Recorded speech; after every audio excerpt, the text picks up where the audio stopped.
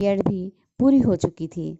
अब तो घर संभालने के साथ साथ अपना करियर भी बनाना चाहती थी, लेकिन उसके पति नहीं चाहते थे कि वो जॉब करे या घर से बाहर जाए। अब नीरू उदास सी रहने लगी। उसके पति को उसके ससुर और सास ने बहुत समझाया कि नीरू पढ़ी लिखी है तो फिर उसे आगे नहीं क्यों नहीं बढ़ने देते हो, पर ये बात उसके पति के दिमाग में नहीं आ रही थी, या फिर वो समझना ही नहीं चाहते थे। वक्त कब रुकता है किसी के लिए। नीरू ने एक प्यारी सी बेटी को जन्म दिया और वो अपनी बेटी के साथ में इतना व्यस्त रहने लगी कि उसे अपने बारे में सोचने का समय ही नहीं लगता। अब उसकी नन्ही परी पूरे 5 साल की हो गई थी और स्कूल में आज उसका पहला दिन था। नीरू के पति उसे स्कूल में छोड़कर आए। वहाँ स्कूल की प्रिंसिपल ने नीरू के पति से नीरू के बारे में बात की। उनके स्कूल में गणित की टीचर की आवश्यकता थी और नीरू का मैथ बहुत ही अच्छा था।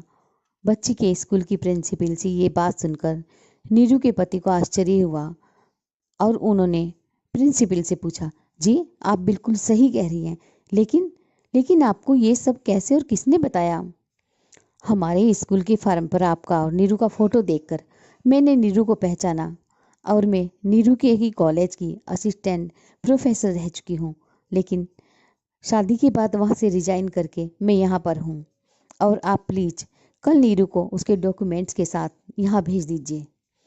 नीरू के पति को बहुत अच्छा लगा स्कूल की प्रिंसिपल के मुख से उसकी तारीफ सुनकर, और आज दिन भर यही सोचते रहे कि अरे मेरी पत्नी इतनी पढ़ी लिखी और होशियार होने के बाद भी मेरे ना करने पर चुपचाप घर संभालने में ही अपनी खुशी समझती रही।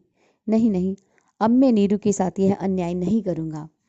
शाम को ही जाकर उसने सब बातें नीरू को बताई, जिसे सुनकर नीरू की आंखें मारे खुशी के छलक आई और वो मन ही मन सोचने लगी कि सच ही कहा है किसने, सब्र का फल हमेशा मीठा ही होता है। तो मित्रों, ये थी मेरी कहानी नीरू। आप सबको कैसी लगी